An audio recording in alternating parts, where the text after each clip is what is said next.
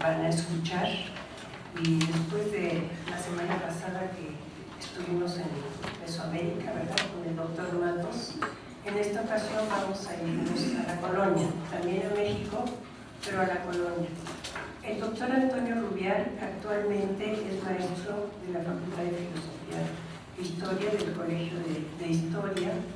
Él es egresado de la universidad, tiene un doctorado de la Universidad Autónoma de México y de la Universidad de Sevilla, otro de la Universidad de Sevilla. Tiene una gran cantidad de libros, entre los cuales, déjenme ver, porque son 18 por ahí, si es que...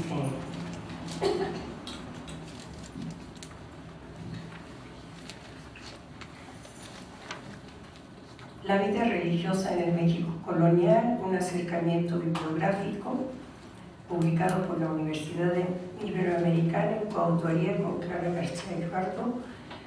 Santa María Tonantzintla, un pueblo, un templo, gobierno del pueblo, Universidad Iberoamericana. La hermana pobreza, el franciscanismo de la Edad Media, la evangelización novohispana. Los libros del deseo, que es una novela histórica, tiene 2 novelas, lo cual es una novedad también para los historiadores y antropólogos, bueno, etcétera.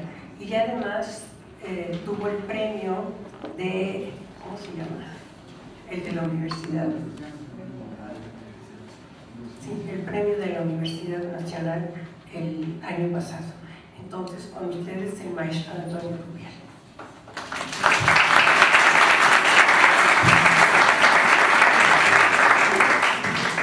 ¿Podríamos apagar las luces, por favor?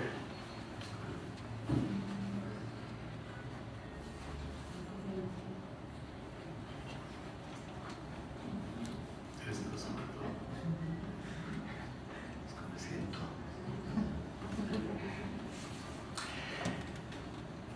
Bueno, vamos a hablar en esta noche de un tema que aparentemente es un tema infantil.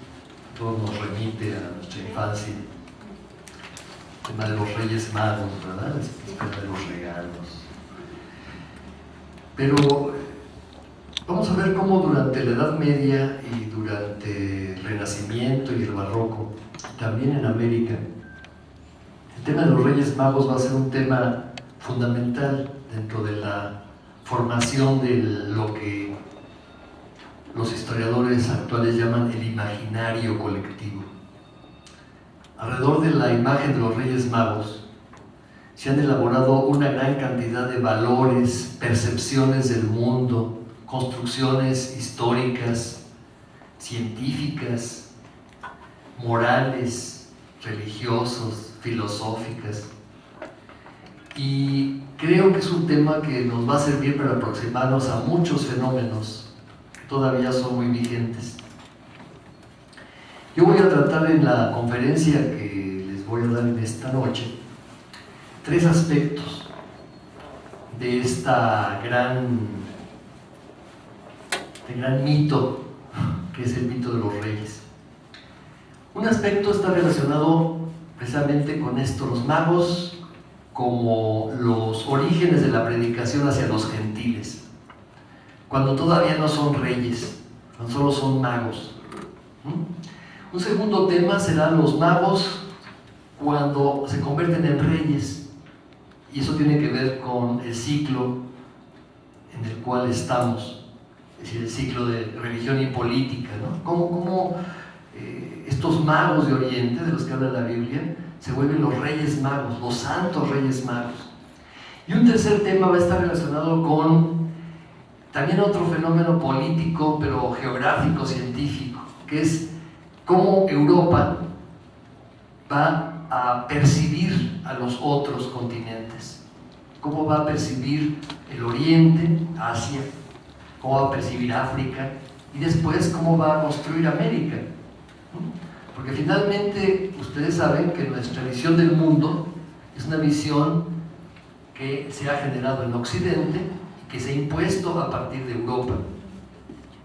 ¿Cómo vieron los europeos a los otros hombres del planeta, tiene que ver también con los Reyes Magos. Les voy a leer lo que dice la Biblia de los Reyes Magos. La Biblia dice muy poquito. Es el único evangelio que los menciona es el Evangelio de San Mateo. Nacido pues Jesús en Belén de Judá en los días del rey Herodes, llegaron del oriente a Jerusalén unos magos diciendo: ¿dónde está el rey de los judíos que acaba de nacer? Porque hemos visto su estrella al oriente y venimos a adorarle. Y llegando a casa, vieron al niño con María su madre, y de hinojos le adoraron. Abriendo sus cofres le ofrecieron como dones oro, incienso y mirra. Punto. Es todo lo que dice la Biblia sobre los magos, todo. No dice el número, no dice sus nombres, no dice que uno era blanco, uno era negro y otro era pinto, no dice cuándo llegaron, qué día del año llegaron. Todo eso no dice. Todo eso fueron construcciones posteriores que se fueron elaborando a lo largo del tiempo.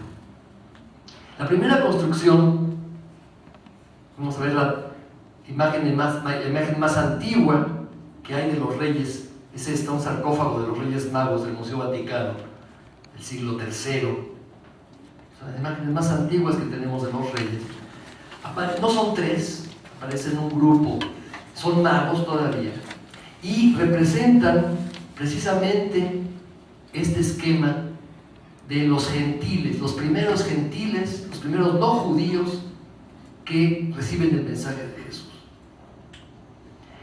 A partir del tema de los magos, estos astrólogos, se comienza a elaborar entonces en Occidente toda una visión de la evangelización del mundo. Ellos, según la tradición que se elabora a partir precisamente de estas palabras de la Biblia, son personajes que llevaron por primera vez el mensaje de Cristo fuera del ámbito judío. Los primeros que recibieron el mensaje cristiano no fueron los judíos, fueron los gentiles, unos magos gentiles y unos magos no judíos. Hasta el siglo IV se celebraba el 6 de enero como el día del nacimiento de Cristo. ¿Por qué el 6 de enero?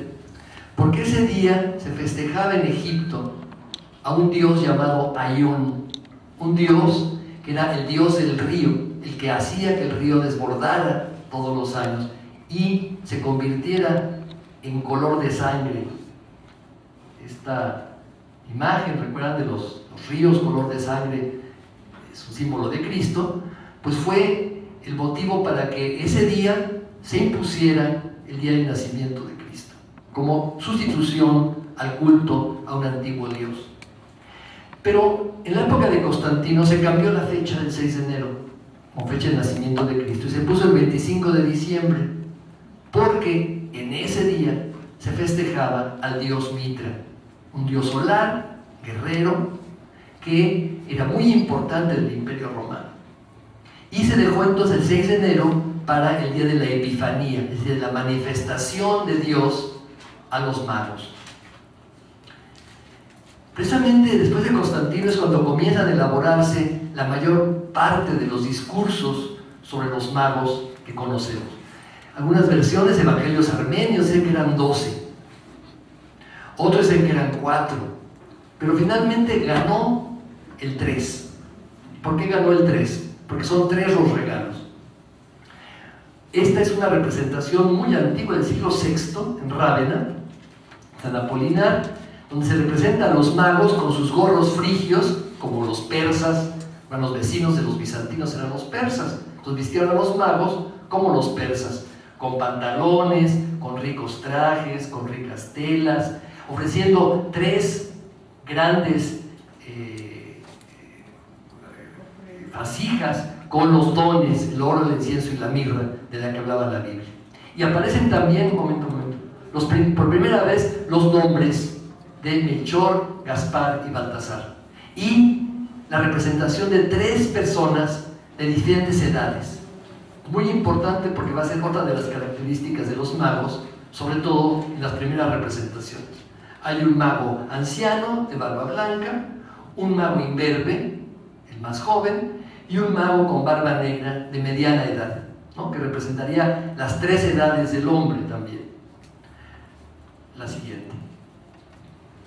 La imagen de los magos comienza a imponerse a los pueblos germanos, a los pueblos que llegan al Imperio Romano y comienzan a aceptar el cristianismo como parte de una serie de privilegios, ¿no? Porque los reyes germanos tenían el cristianismo escritura, tenían en el cristianismo una tradición, el derecho divino, una serie de elementos que les permitían consolidar su poder sobre los otros señores.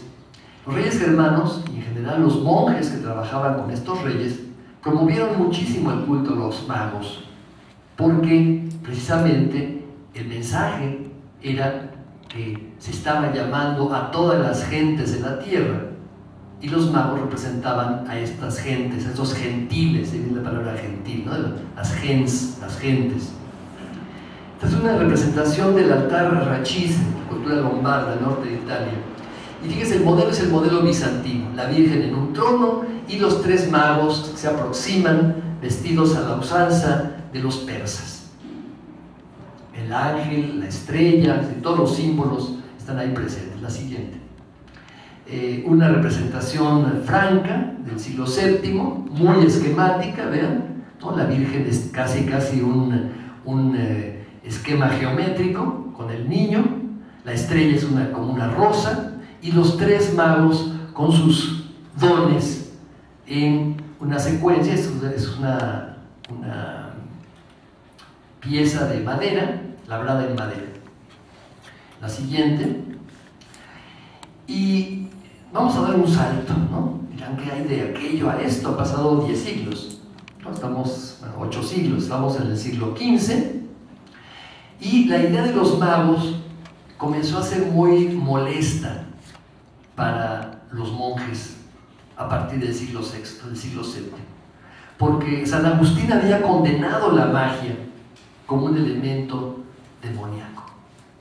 Los magos, los que hacían astrología, los que veían el futuro a través de las estrellas, eran considerados nigromantes, es decir, hombres que se dedicaban a artes mágicas demoníacas. Y entonces el término mago fue un término que no era muy propicio para definir a estos hombres. Incluso muchos padres de la iglesia, San Agustín, Beda el Venerable y otros padres de la iglesia de esta primera etapa, decían que en aquella época mago era sinónimo de sabio. No como para nosotros, decían ellos, que mago es un hombre que se dedica a las artes mágicas de tipo demoníaco. Sin embargo, en el Renacimiento se rescata la magia. Con el Renacimiento se descubre este famoso texto de Hermes Trismegisto, un texto mágico que hablaba de astrología, de alquimia, un texto que causó gran furor en Italia y en todo el mundo europeo. Se tradujo del griego gracias a unos sabios bizantinos que llegaron a Italia y lo trajeron desde Bizancio. Estos textos herméticos rescataron la magia y la convirtieron en algo positivo. La magia no era para estos magos del Renacimiento algo negativo, al contrario, Dios había escrito en las estrellas el futuro de los hombres, y la magia buena, era un medio para llegar a Dios. Es por esto que los magos del Renacimiento rescataron a los magos, a los 3 magos de Oriente, y muchas veces aparecen estos magos además con un sentido muy humano. Cristo, hombre, está siendo observado por los magos, y siempre los magos observan que es un varón. El niño Jesús está con las piernitas abiertas, mostrando su sexo, ¿no? Incluso a veces los magos le levantan para ver si de veras es niño, ¿no? Estamos en un sentido muy renacentista, ¿no? Cristo es hombre en todas sus partes. Y vamos a ver continuamente esta representación del rey viejo que es Melchor, el rey más viejo, agachándose para verle el pirrín al niño, ¿no? Vamos a ver la siguiente. Vean ahí otra vez este cuadro de Peter Bruegel, ¿no? No aparece, ¿no? Están observando a ver si de veras es niño, ¿no? Lo que es una demostración de que Cristo fue varón, fue hombre. En el Renacimiento se insiste mucho en la humanidad de Cristo. ¿Sí? La siguiente. Vean aquí este Tiziano, ¿no? Vean ahí el rey mago vestido casi como un señor del Renacimiento, ¿no? También agachándose para verle el sexo al niño, ¿no? La siguiente. Para esta época, para el siglo XV, ya el tema de los magos se había transformado. Los magos ya no solo eran magos, eran también reyes. Y eso se debió precisamente a la consolidación de las monarquías, sobre todo de la monarquía de Carlomagno en el año 800. Todo el tema de la monarquía carolingia, cuando Carlomagno se convierte en emperador del occidente. Recuerdan que durante 400 años el único emperador era el emperador de Bizancio, porque el emperador de occidente había sido derrocado por la invasión germana. En el año 800, Carlomagno decide restaurar el imperio romano de occidente y escoge ese día, el 25 de diciembre, entre el 25 de diciembre y el 6 de enero, y de ese año, el año 800, para hacer su coronación como emperador. Toda la literatura de esta época, de la época de Carlomagno, está alrededor de los magos. Y los magos ya no solamente son magos, son reyes como Carlomagno. Es a partir de esta necesidad de los reyes como Carlomagno que estos tres magos de Oriente se convierten en la representación de la monarquía. Muy interesante además que es precisamente Carlomagno el primero que hace que datar los años a partir del nacimiento de Cristo se haga efectivo en todo el mundo cristiano. Recuerdan que es hasta el siglo VI cuando Dionisio el Exiguo, un monje franco, define por primera vez la fecha del nacimiento de Cristo y comienza a contar los años a partir del nacimiento de Cristo. 600 años después del nacimiento de Cristo. Es muy impresionante. Claro, hubo varios errores en estos cálculos.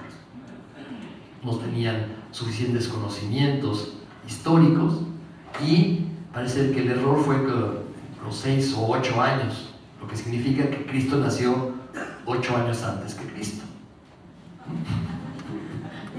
Estamos en una fecha errónea, digamos, ¿sí? Pero bueno, se sacralizó y Carlomagno expandió esta idea. El año 800 es quizás el primer año donde se celebra en toda la cristiandad el nacimiento de Cristo, 800 años después. Y precisamente el tema de los reyes está ahí presente. Ya por ejemplo, el Codex Gegisbertus, un códex de la época de Carlomagno, aparecen los 3 reyes magos llevando los dones a Cristo y arriba 3 reyes celestiales viéndolos desde el cielo, ¿no? Ya con coronas, con las coronas que representan la monarquía. La primera representación de los magos como reyes del siglo IX. El siglo IX es muy tarde. La siguiente. Vean, en el siglo XII pues ya están los reyes totalmente construidos y no hay ninguna imagen que los represente sin sus coronas. Es un altar románico, catalán. Vean, están con sus nombres, Caspar, Baltasar y Melchor, con los 3 tipos de el anciano, el joven y el de mediana edad, la estrella, y montados sobre unos camellos, caballos, ¿no? Todavía no. Los animales sobre los que van montados los reyes tienen que ver mucho con estas imágenes, y vamos a ver después hablar sobre ellos. Es el siglo XII. Vamos a ver, el siglo XIII aparece en un vitral en la catedral de Chartres esos 3 reyes magos como peregrinos, los santos peregrinos, santos reyes peregrinos, ¿no? Veanlos con sus coronas y con su estrella, ¿no? Siempre en la misma representación que es un estereotipo, ¿no? y está sacralizado el estereotipo. Vamos a ver que precisamente en esta época, entre el siglo XII y el siglo XIII, es que se da el salto de los 3 reyes magos a santos reyes magos. Y eso se debe a que se descubrieron las reliquias de los reyes magos. Hasta el siglo XIII nadie sabía dónde estaban los huesos de los reyes magos. Algunos viajeros de Oriente habían intentado encontrarlos, nunca los encontraron. Pero en 1150, milagrosamente, aparecieron los restos de los reyes magos en la catedral de Milán, en la catedral de San Eustorgio. Precisamente este santo obispo de Milán, al cual estaba dedicada la catedral, era un mártir, se asoció precisamente con la traída de los huesos de los reyes magos a Milán. Se habían muerto en Oriente, entonces había que inventar cómo habían llegado a Milán, ¿no? Y la invención pues era muy clara. Primero tenía que ser por un personaje fundamental en la historia antigua, Santa Elena, la mamá de Constantino, la que había traído, ¿recuerdan?, los clavos de Cristo y la Santa Cruz. Ella, en las excavaciones que había hecho en el Santo Sepulcro, había encontrado la Santa Cruz y los clavos. Pues a ella se atribuyó también el descubrimiento de los huesos, de las reliquias de los Reyes Magos. San Eustorgio, un santo mártir de la época romana y obispo de Milán, había recibido estos huesos de Santa Elena y los había traído a Milán y los había enterrado allí, en la catedral. Y nadie se había enterado de este entierro hasta que en el siglo XII, milagrosamente, todos estos son mitos, ¿verdad?, se descubrieron los huesos de los Reyes Magos. No había durado mucho el gusto a los milaneses. Hicieron un altar ese muy tardío, ¿no?, un altar del siglo XIV, para conmemorar a los reyes, pero en 1164, el emperador Federico Barbarroja, Federico I, dijo: ¿cómo los huesos de los Reyes Magos? Invadió Milán y se los robó. Y se los llevó a Colonia. Y en Colonia hizo un extraordinario altar para colocar los huesos de los Reyes Magos. Este es el altar de los reyes de Colonia. Colonia se convirtió muy pronto en la capital del imperio. Todos los emperadores alemanes se coronaban en la catedral de Colonia, frente precisamente a la tumba de los Reyes Magos. Al haber huesos, al haber reliquias, hay culto, y por lo tanto estos magos de Oriente, a los que nunca se les había rendido culto, comienzan a convertirse en santos. Se les piden favores, curan epilepsias, expulsan demonios, evitan incendios, hacen un montón de milagros y se le convierten para muchas ciudades en sus santos patronos. Ahí tienen el altar de los reyes, donde están enterrados los huesos de los reyes. ¿Serán ciertos? Pues posiblemente no. Pero esto creó un importantísimo momento histórico para Occidente. Precisamente la sacralización del imperio, la sacralización del emperador, el heredero directo de los Reyes Magos.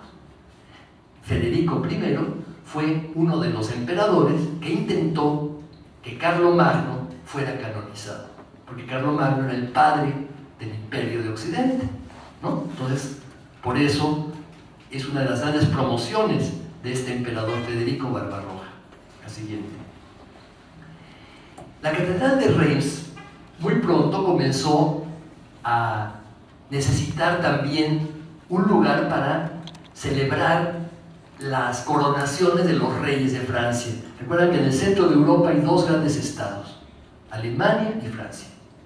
Alemania tenía a los santos reyes. Francia descubrió de forma milagrosa que en la catedral de Reims estaba un cáliz que se había hecho con el oro que Melchor había llevado al niño Jesús. Y ese oro del niño Jesús, ese oro de Melchor, era el oro que sacralizaba entonces la presencia de los reyes de Francia. Los reyes de Francia se coronaban en la catedral de Reims. En esta adoración de los Reyes Magos del Barguelo aparecen, se fijan, los reyes venerando al niño con caballos atrás, ¿no? Todavía vamos a ver esta evolución de los animales que portan los reyes, la siguiente. Vean aquí de nuevo en otra obra italiana, de Duccio, en Siena, principios del 14, de nuevo los reyes con sus caballos, por atrás hay unos camellos, comienzan a aparecer los camellos también, vamos a hablar de esa obra, y la presencia ya de la primera representación de los reyes, viendo a ver cómo el niño Jesús es hombre, ¿no? Es varón. La siguiente.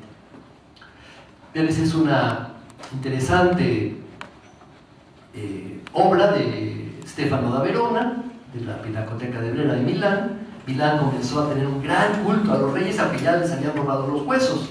Pero en Milán hay una gran cantidad de testimonios de la presencia de los Reyes Magos. Hay muchos cuadros de los Reyes Magos. Aparecen ahí los reyes coronados, como ven ustedes, el primero ya poniendo la corona a los pies de Jesús, y con atrás un camello, ¿no? Un animal que comenzaba ya a tener contacto con Oriente, perdón, con Europa, gracias a las cruzadas, como vamos a ver. La siguiente. Vean aquí una preciosa pintura anónima catalana de los reyes vestidos lujosísimamente. Todavía, se fijan, los tres son blanquitos, ¿no? Los tres son blancos. Hay un joven, un anciano y es la iconografía tradicional. Y se fijan, comienza a aparecer allá atrás en el fondo un esclavo negro, pero todavía como esclavo, como parte del séquito. Vamos a ver algo muy importante. Si los reyes eran reyes, eran santos, tenían que traer también un séquito, ¿no? Entonces primero aparecen solitos, pero después de que se convierten en reyes, comienzan a venir con una gran cantidad de gente, y con animales, y con sirvientes, ¿no? Eso va a comenzar a aumentar con una gran cantidad de imágenes. Estas primeras imágenes de los reyes, para el siglo XIV, para el siglo XV, ya los reyes no vienen solos, y no solamente esto, vienen en grandes cabalgatas. Eso se debe a un hecho. A partir del siglo XIV, en Italia, y después en Borgoña, en Flandes, en las grandes cortes europeas, los señores, los ricos, los grandes burgueses, los nobles, e incluso los condes, los reyes, comenzaron a salir a la calle el día del 6 de enero en una cabalgata, la cabalgata de los reyes, repartiendo regalos y con un gran séquito, haciendo una gran ostentación de su riqueza. Estas cabalgatas de los reyes van a alimentar las imágenes de los reyes en las pinturas. Vamos a ver cómo cada vez las pinturas se vuelven más ricas en detalles. Y los reyes, que eran originalmente nada más 3 gatos, ¿no?, se convierten en los jefes de una enorme cantidad de individuos que traen animales exóticos y traen una enorme cantidad de riqueza. Y eso se comienza a reflejar en estas imágenes. En esta catedral, la Seo, la catedral de Zaragoza, y en varias catedrales españolas, comienza a construirse un altar de los reyes en el fondo de la catedral. Este altar de los reyes es un altar donde los reyes juran los privilegios de la ciudad. En el caso de Zaragoza, el rey de Aragón jura ante este altar los privilegios de la ciudad de Zaragoza, los privilegios del reino de Aragón. Recuerden, el rey de Aragón era rey de Aragón, de Cataluña y de Valencia. En cada una de estas regiones había un altar donde el rey juraba los privilegios de cada región. Y curiosamente, el altar donde se juran esos privilegios, el altar de los reyes, tiene como centro la adoración de los Reyes Magos. Es muy interesante porque incluso en este altar, el niño Jesús trae una moneda con la cara de Juan II, que es el rey de Aragón en ese momento. El niño Jesús trae una moneda con la cara de Juan II. ¿no? Que es interesantísimo, es una sacralización del poder del rey por el mismo Cristo. Cristo mismo trae en su mano la efigie del rey. La siguiente. Estas cabalgatas, por ejemplo, comienzan a verse espectaculares en el siglo XIV en cuadros como este de Gentile da Fabriano, donde, por influencia bizantina, los reyes magos comienzan a representarse precisamente como los emperadores de Bizancio. Ven, por ejemplo, aquí ya aparece un rey más morenito, ¿no? Aparece el rey moreno, aparece un rey blanco y el rey anciano arrodillado ante Cristo. Pero vean, lo interesante es la cabalgata, ¿no? Caballos, personajes, aves, papagayos, monos, ¿no? La cabalgata es de una gran riqueza y nos recuerda las cabalgatas que se hacían en Florencia el Día de Reyes para celebrar esta fiesta. ¿Sí? La siguiente.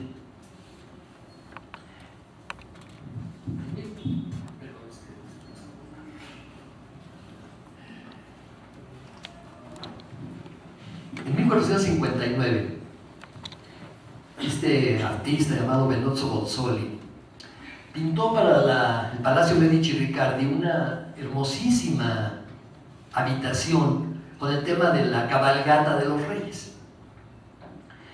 Uno de los reyes estaba vestido como el emperador bizantino de ese momento, se llamaba Juan Paleólogo.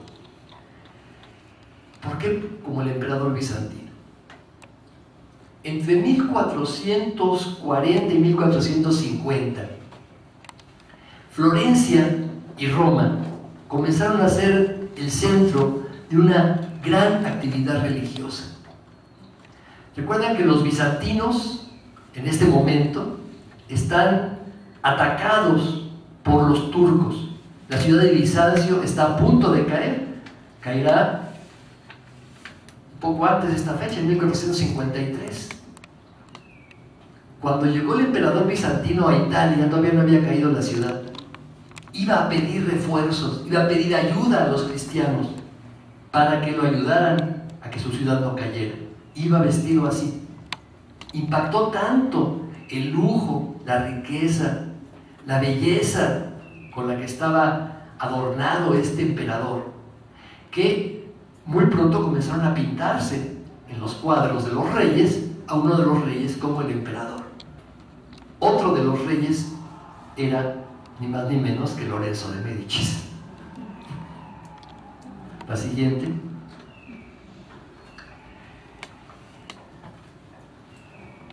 Eso tiene que ver con otra cosa. El Papa, aprovechando esa situación en la que se encontraba Bizancio, intentó una reunificación de las iglesias. Precisamente a raíz de las cruzadas, los cristianos se habían dado cuenta de que además de la iglesia ortodoxa griega, de la iglesia cismática, como ellos le llamaban, los católicos occidentales llamaban a los griegos cismáticos porque no reconocían al Papa. Pero además de ellos, había cristianos armenios, había cristianos árabes, había incluso cristianos que estaban más allá del mundo islámico. Cuando los franciscanos llegan a la India, llegan a China, antes que Marco Polo, estamos en 1270, 1280, encuentran allá cristianos. Esto era insólito para la Iglesia Católica.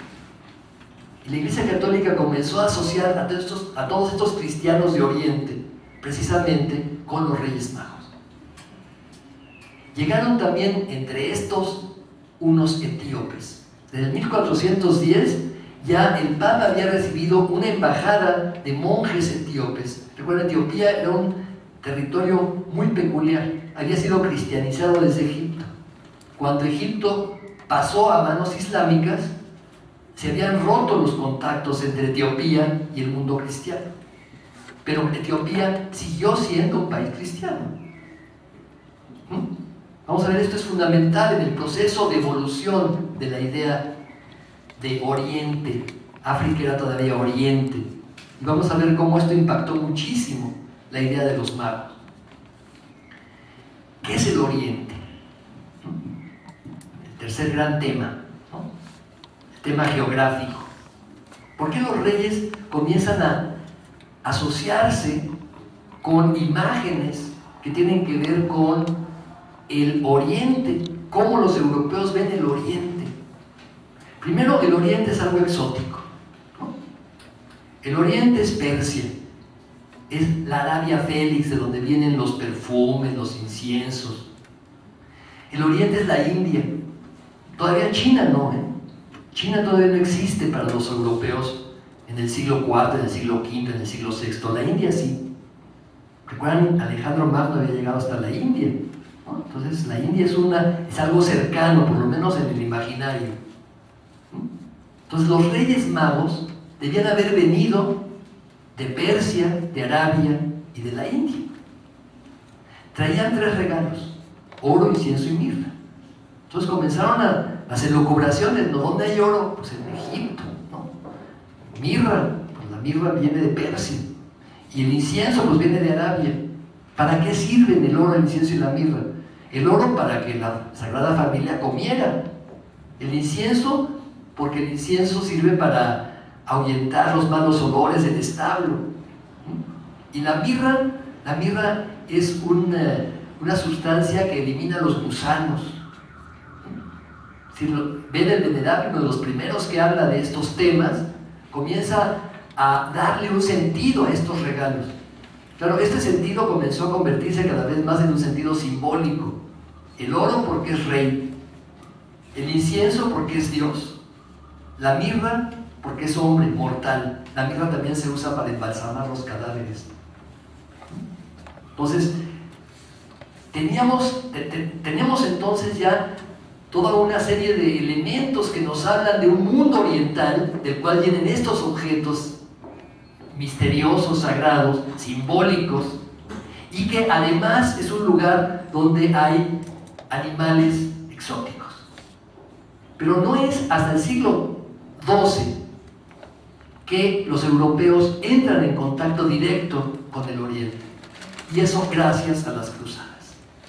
Cuando los europeos conquistan Tierra Santa, aunque la pierden 100 años después, comienzan a interesarse por estos países de los que solo tenían oídas, ¿no? Nunca había estado nadie más allá. Había habido peregrinos a Tierra Santa, pero en una cantidad tan enorme como con la cruzada, se han trasladado cantidades de gente europea a Oriente. Y esto comenzó a cambiar la idea del Oriente. Entre otros, comenzó a aparecer en las representaciones de los magos el camello, un animal típicamente oriental. De hecho, Jacobo de la Vorágine, un gran escritor dominico del siglo XIII, decía que los reyes magos habían podido llegar tan rápido a Jerusalén después de ver la estrella porque venían montados en dromedarios. La palabra dromedario es una palabra que viene del griego y viene de dromos, que significa velocidad.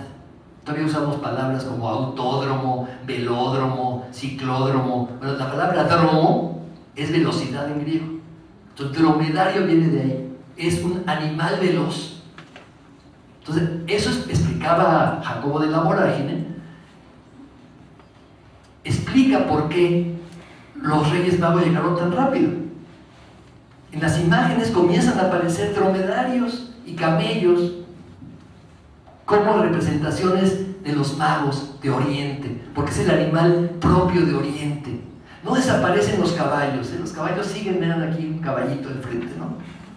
Pero el dromedario es un animal fundamental en esta apropiación del Oriente, que vamos a ver a lo largo de este momento. Es decir, entre los siglos XI, XII y XIII, es decir, cuando se está descubriendo el Oriente gracias a las cruzadas. Vamos a ver la siguiente. Claro, el Oriente para los europeos, en el siglo XIV, en el siglo XV, es el turco. Los turcos ya están allí. Los turcos conquistaron prácticamente Tierra Santa, se las arrebataron a los cristianos en el siglo XII. En el siglo XIII ya están en Anatolia, Para el siglo XIV están a punto de tomar Constantinopla y en el siglo XV toman Constantinopla.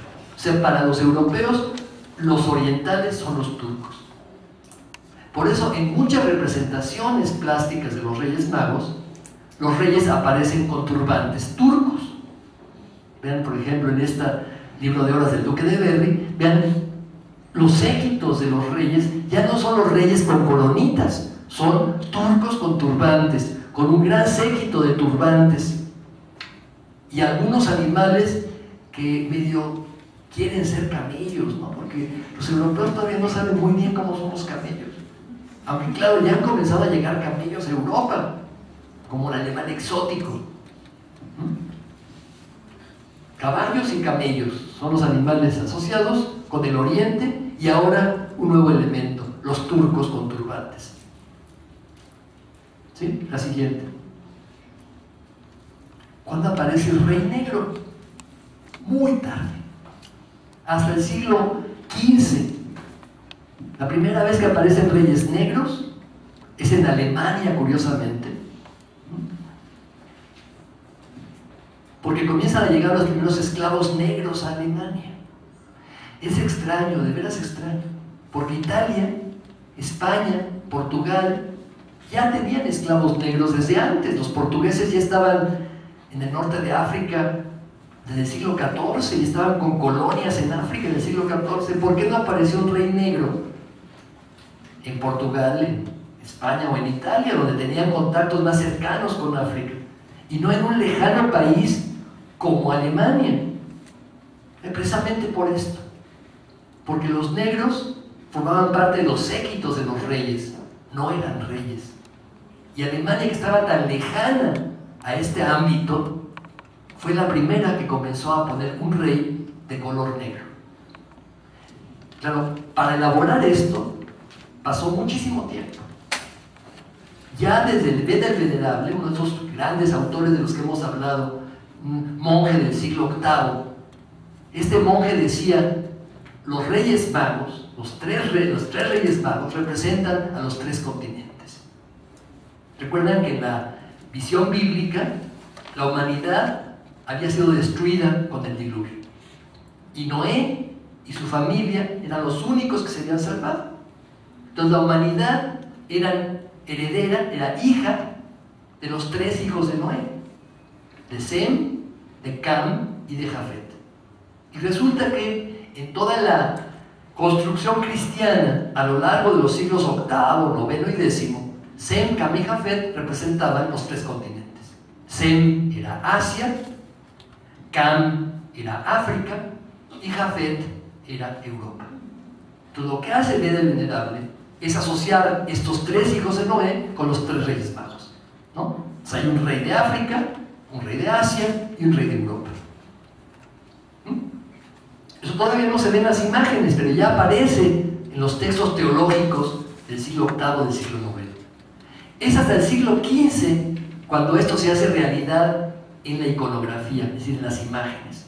En el siglo XV comienzan a representarse un rey negro, un rey asiático y un rey europeo. Generalmente el más anciano es el europeo. ¿Por qué? Tiene que ver con preeminencias, ¿no? Los ancianos somos es la gente que mayor privilegios tiene. ¿Por qué? Por su edad, por su prestigio, su sabiduría, es venerado. Por eso es el primero que se acerca al niño y se arrodilla ante el niño. Después están el rey más joven, es África, y el rey de mediana edad va a ser Asia. Vamos a ver la siguiente, cómo esto se va a convertir en un prototipo. Otro pintor alemán, Siegfried alrededor de 1500, vean, ya tiene a los tres reyes también ya representando los tres continentes. La siguiente, otro cuadro, Mantegna, un pintor italiano alrededor de 1500, también comienza a representar a los tres reyes con las caracterizaciones de los tres continentes. Es curioso, 1500, ya se descubrió América, pero no se sabe que América es América. América es Asia en el 1500. Siguiente. Por ejemplo, este anónimo flamenco del siglo XVI, el rey negro, ¿no? Un turbantazo, un traje verdaderamente soberbio, ¿no? Es lo primero que se ve es el rey negro, ¿no? Parece casi una vedette, ¿no? Es un rey que ostenta su riqueza. Fíjense, además muy interesante porque el tema de los reyes se presta además a una gran cantidad de meditaciones alrededor de los contrastes. Riqueza, la riqueza exuberante de los reyes frente a la pobreza de la Sagrada Familia, que viven en un pesebre, son miserables. La vejez frente a la niñez, ¿no? Los viejos adoran al niño. El contraste entre riqueza, pobreza, vejez, niñez, humildad, poder, ¿no? Estos temas, los Reyes Magos se prestan muy bien a estos contrastes, ¿no? Y esas meditaciones morales alrededor del poder, la riqueza, frente a la humildad, la pobreza de Jesús.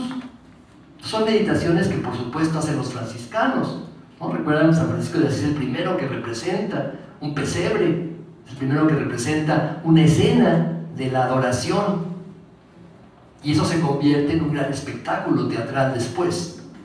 La siguiente. En esta Catedral de León, esas esculturas donde aparece ya un rey negro en una de las imágenes. Estamos en el siglo XV, muy temprano, casi al mismo momento en el que está apareciendo en Alemania, en Flandes. Hay un gran contacto, recuerdan, entre Castilla y Flandes gracias al comercio de la lana. Recuerdan, incluso Castilla va a terminar dominando Flandes en la época de Carlos V. La siguiente. Vean, el Bosco tiene una adoración de los reyes preciosa, y el primer personaje, este personaje con un vestido blanco, ¿no? Hermoso, es el rey negro. Vean, además el Bosco aprovecha para pintarnos un enorme paisaje, ¿no? Como es el Bosco, ¿no? Con escenas muy extrañas, estos niños que están arriba del tejado, en fin. La siguiente. Es un cuadro fascinante que se ha atribuido a Vasco Fernández, un pintor portugués. Se ha puesto como fecha del cuadro a 1501-1506. Está en la Catedral de Viseu, en Portugal. Lo fascinante del cuadro es que aparece como uno de los reyes un indio americano. Este empenachado, no es un negro. Curiosamente, en este cuadro no hay un rey negro. Uno de los reyes es precisamente un personaje recién descubierto. Están llegando a Europa las primeras imágenes del indio americano. Todavía se piensa que es Asia, ¿no? ¿Recuerdan? Hasta 1507, Américo Vespuccio dice: esto es un nuevo continente, es un novus orbis. Hasta 1507 los europeos siguen creyendo que habían llegado a Asia. ¿Recuerdan? Colón, precisamente cuando llega Colón a América, comienza a buscar lugares que se parezcan a los lugares míticos que él ha leído en Marco Polo y por supuesto en su Biblia, ¿no? Cibao, Zipango, ¿no? Hay un lugar que se llama Soba, Saba. Saba es uno de los lugares de donde vinieron los reyes. Los Reyes Magos comienzan a parecérsele a Colón en América, ¿no? Aquí deben estar las tumbas de los Reyes Magos, porque Colón está convencido de que ha llegado a Asia. Cuando en el 1500 se comienzan a publicar las primeras cartas de Colón y después de Américo Vespuccio, los europeos comienzan a hacer los primeros dibujos de los indios americanos a través de las descripciones que ha hecho Vasco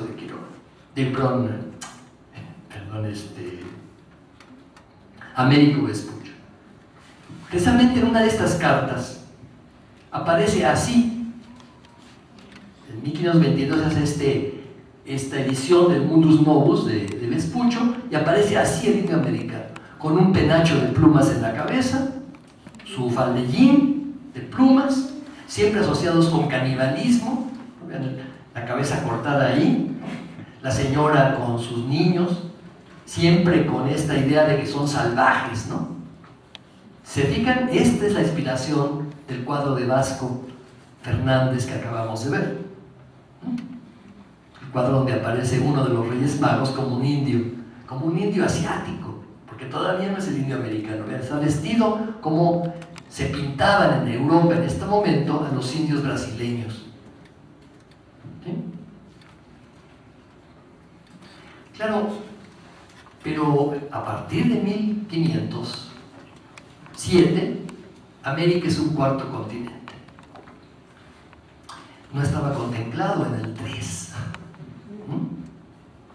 Sin embargo, el tema de los reyes seguirá siendo un tema muy usado y la iconografía sacralizada de los reyes como parte de los 3 continentes y un rey negro siempre no dejará ya de pintarse en Europa y en América desde entonces. El rey negro tomó cartas de naturalización. Vean, por ejemplo, voy a hacer 2 cuadros de la adoración de los magos de Pedro Pablo Rubens, ¿no? Este es un hermosísimo cuadro. Vean, además, la vestidos a la turca. En el siglo XVII todavía los turcos están ahí en el Mediterráneo, todavía es oriente para los europeos, y tanto los africanos como los asiáticos son vestidos a la turca. El rey africano y el rey asiático se visten a la turca, mientras que el rey europeo se viste como un rey occidental. La siguiente, en este otro precioso cuadro de Rubens, vean los camellos atrás, ¿no? Los exóticos camellos atrás. ¿Qué pasó con el elefante? ¿No? Nos preguntaremos dónde está el elefante, ¿no? El elefante aparece muy tarde. Es el último de los elementos de los magos que aparece en la iconografía. Y vamos a ver cómo aparece. La siguiente. Bien, 1615, Franz Frachten el Joven, otro alemán, pinta por primera vez un elefante en el séquito de los Reyes Magos. Está ahí al fondo, casi siempre aparece como un animal no cercano a los reyes, sino siempre lejano. Es hasta esta época que los europeos comienzan a concebir África con elefantes, y el elefante como símbolo del rey africano, el camello como símbolo del rey asiático y el caballo como símbolo del rey europeo. Eso, vamos a ver, tiene que ver con la aparición de un nuevo tema iconográfico, el tema de las 4 partes del mundo, que vamos a ver después. Vamos a pasar a América. América va a recibir este imaginario, este tema de los Reyes Magos, va a llegar a América, va a llegar desde los primeros evangelizadores y va a tener un gran éxito. Y exactamente en estos 3 sentidos en los que hemos hablado, ¿no? El primer sentido, América, tierra de gentiles, ¿sí? América, tierra de paganos. Precisamente uno de los grandes temas que los franciscanos promueven en su proceso de evangelización es que los primeros que se convierten al cristianismo son los Reyes Magos. El 6 de enero del año de 1536 se está abriendo el Colegio de Santiago Tlatelolco para indios nobles. Los franciscanos escogen este día, el Día de los Reyes Magos, para inaugurar el Colegio de Tlatelolco. Es muy significativo, porque precisamente el día 6 de enero se celebra la entrada de los gentiles a la cristiandad, y los indígenas son gentiles. Varias iglesias, varios templos se dedican a los santos reyes. El templo de los santos reyes Mestitlán, un templo de un convento agustino del siglo XVI, dedicado a los Reyes Magos. ¿Sí? La siguiente. Hay un montón de pueblos dedicados a los Reyes Magos. Por ejemplo, está este municipio de los Reyes de Juárez. Claro, no se llamaba así en época colonial, ¿no? El municipio de los Reyes, ese pueblo se llamaba Los Reyes, y ese pueblo tiene un altar de colonial, precisamente donde están Melchor, Gaspar y Baltasar, como con los 3 Reyes Magos, en los 3 lugares de honor, y en el centro una adoración de los reyes. Un detalle del rey Baltasar, la siguiente, veanlo, el rey negro, ¿no? Con sus chapitas coloradas, ¿no? Entonces, eso es una hermosísima escultura del siglo XVIII en este lugar que es el municipio de Los Reyes de Juárez, en Puebla. Hoy estaba leyendo un libro sobre un lugar que se llama San Gaspar de los Reyes, en Cadereyta, en San Luis Potosí. Tenemos muy cerca de la ciudad un lugar que se llama Los Reyes, ¿no? Camino a Puebla, ¿verdad? Todos esos lugares están dedicados no a los reyes en abstracto, sino a los santos Reyes Magos. Los nombres de Gaspar, Melchor y Baltasar comenzaron a ser usados por los indígenas. Hay un indígena tlaxcalteca que tuvo 3 hijos y les puso Melchor, Gaspar y Baltasar. ¿Sí? O sea, a los indígenas les impactó mucho el tema de los Reyes Magos y lo usaron muchísimo como parte fundamental de sus imágenes. Hay una narración, la siguiente, hay una narración en un viajero franciscano que viajó por México en 1585, se llama Fray Diego, Ciudad Real.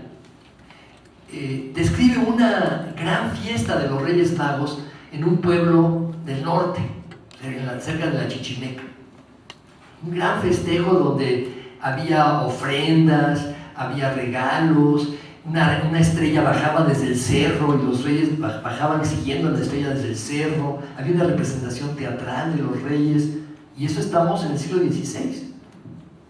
Varios, si no hemos perdido mucho material de las pinturas de los conventos, pero tenemos varios ejemplos de la adoración de los reyes en pinturas conventuales del siglo XVI. Es una, por ejemplo, en Culhuacán, muy cerca de la ciudad, ¿no? Culhuacán es un lugar que puede uno ir incluso ahora camión.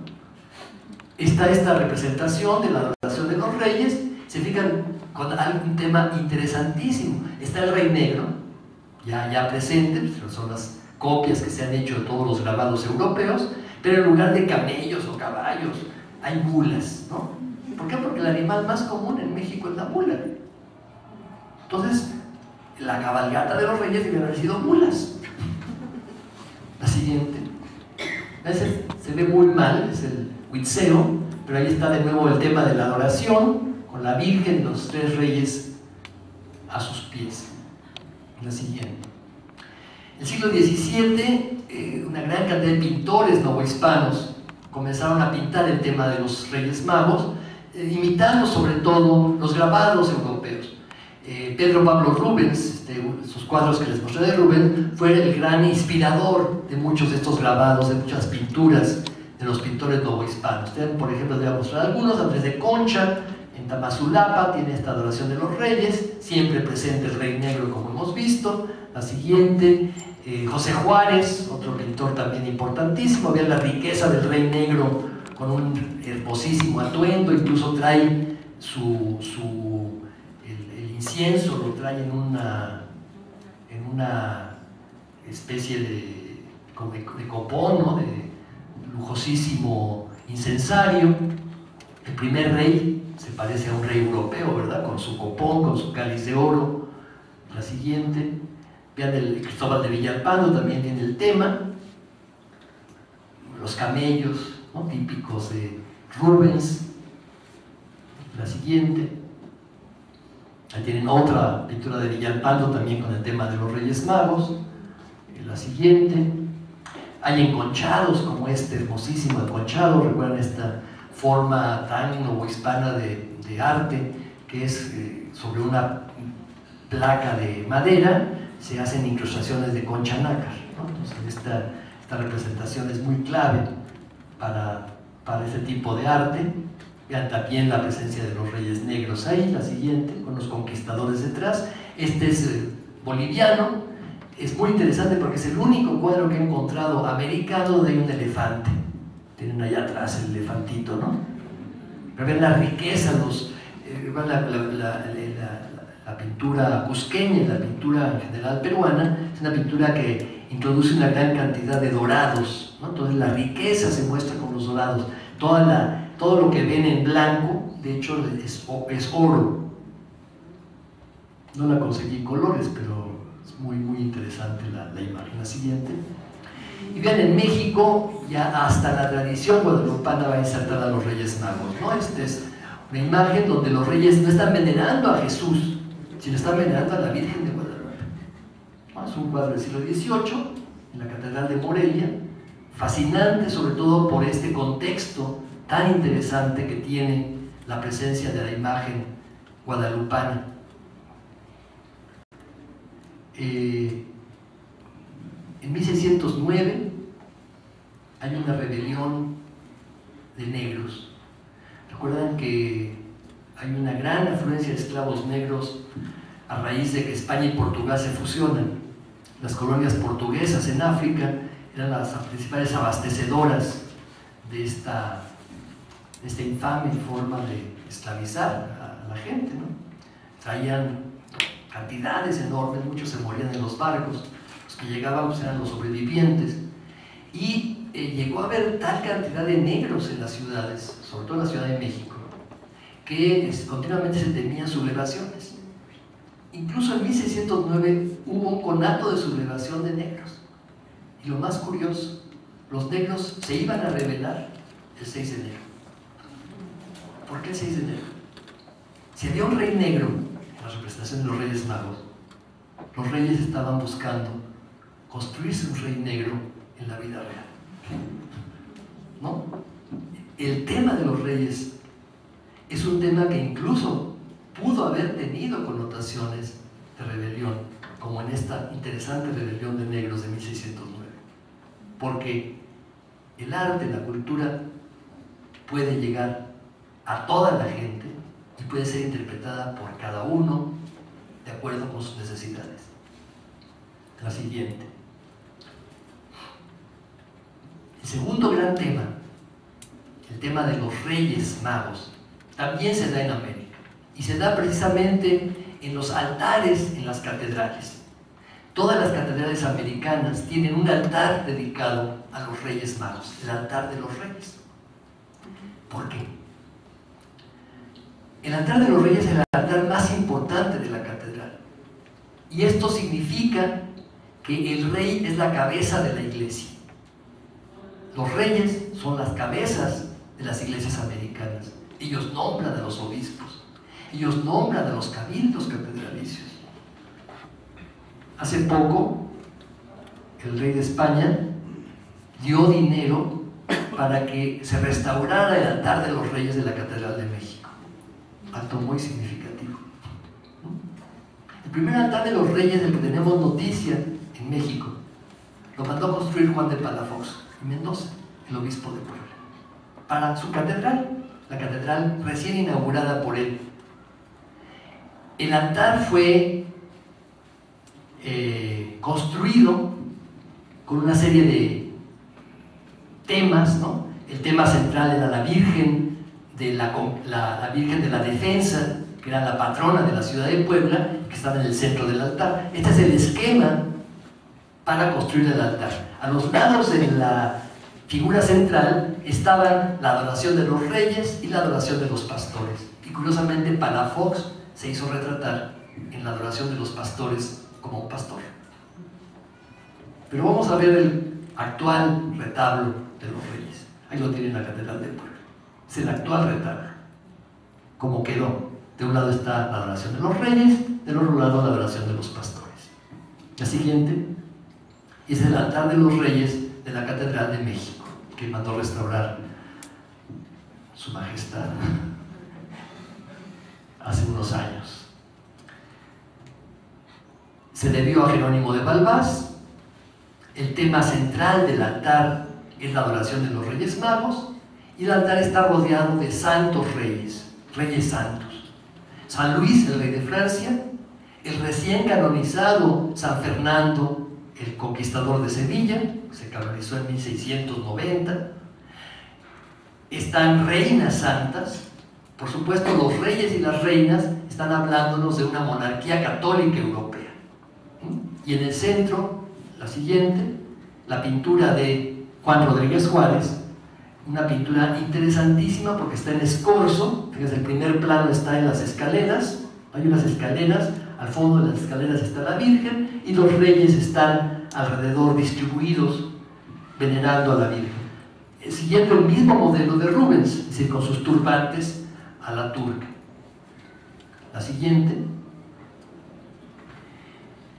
Los americanos tenían un problema con el tercer tema. El primer tema, los gentiles, aquí había gentiles. El segundo tema, los reyes como monarcas, estaban los altares de los reyes. Pero el tercer tema, los reyes representando las partes del mundo, pues resulta que no estaba América. América había aparecido muy tarde en la imaginería occidental. Por los europeos, los continentes eran tres. 3 eran los hijos de Noé, 3 eran los Reyes Magos, 3 era la Trinidad. ¿Cómo era posible un cuarto? Les rompió el esquema. No podía haber un cuarto rey mago. Los americanos, sin embargo, no se conformaron con esto. Aunque no es muy general la representación, tenemos en México y en Perú algunas imágenes donde aparecen representados como parte de los reyes América. Isidoro de Castro, Iglesia de la Soledad en Oaxaca, principios del siglo XVIII, está pintando la adoración de los reyes, tiene el rey blanco europeo, aquí abajo, ¿no? El rey negro que es África, y atrás hay 2 reyes, se fijan, uno con un turbante y otro con un penacho. Ese cuarto rey mago, el rey del penacho, es América. Así se representa Moctezuma. Vean, por ejemplo, un acercamiento, vamos a ver ese acercamiento, veanlo ahí, ¿no? Es un rey muy occidental, pero su penacho de plumas lo delata, ¿no? Lo delata como americano. Vamos a ver qué pasa en Perú. Es fascinante Perú. Vean esta representación en Juli, en Puno. Uno de los reyes magos, el rey que es Asia, es un inca. Vean el rey africano, el rey europeo abajo, y atrás está un rey inca. Asia no existe, existe América, existe Perú. ¿Cómo no va a estar presente Perú en el momento más importante de la historia humana? La siguiente, otra representación en la iglesia de Yahvé en Puno también, de nuevo la presencia del rey inca como parte de la representación de los magos. ¿Sí? Claro, ¿por qué es escasa esta representación? En primer lugar, porque la representación no correspondía a una realidad. Los reyes magos eran 3. No había lugar para un cuarto. Pero además, porque precisamente con la aparición de América comienza a tener lugar un cambio profundo en las representaciones geográficas, es decir, en las representaciones de las partes del mundo. Los reyes magos comienzan a ser obsoletos para representar la nueva geografía. Y no solamente esto, son 3 hombres. En general, digamos, la humanidad tiene también mujeres. O sea, los reyes magos no tenían pareja, no tenían esposas. Desde el siglo XVI se comienzan a representar a los 4 continentes con figuras femeninas. Hay una relación muy fuerte entre la representación de los reyes magos y la representación de esas 4 figuras que representan a los 4 continentes. Se fijan, Europa, que es la superior, la civilizada, tiene una iglesia, porque es la católica, ¿no? Y su caballo es el símbolo. Asia es una mujer con unos ramos de flores, es una turca, y su símbolo es el camello. África tiene un león como símbolo y una serpiente. Y vean, Si le bajamos un poquito, vamos a ver que el tocado de África es un tocado, tiene un elefante como tocado, ¿no? La primera vez que África comienza a asociarse con los elefantes. De ahí que a partir de aquí comience a asociarse al rey negro con el elefante. Hasta aquí, estamos, el RIPA está haciendo su iconología en 1580, 1590. Hasta el siglo XVII, que esto se pone de moda, comenzará a aparecer en las representaciones de los reyes África con un elefante. Por esto. Y vean América. América es una salvaje encuerada, ¿no? Con un cocodrilo, con un carcaj y una flecha, es decir, es una violenta, y siempre asociada con el canibalismo, ¿no? A veces trae una cabeza colgando de su cintura. La siguiente.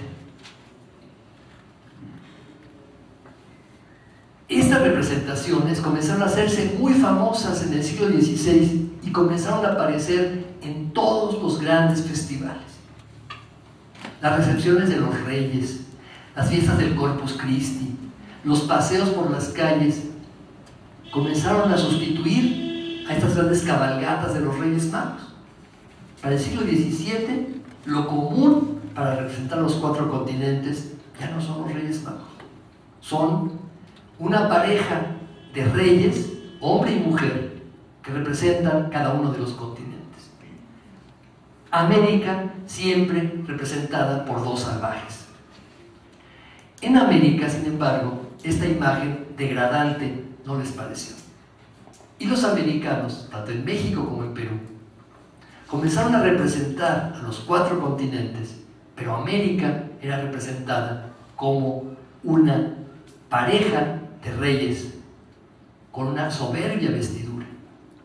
En Perú se le representó como el Inca y como su pareja, la Yusta, es decir, la gran esposa del emperador Inca. En México se representó al rey de América como Moctezuma y a su pareja como la Malinche.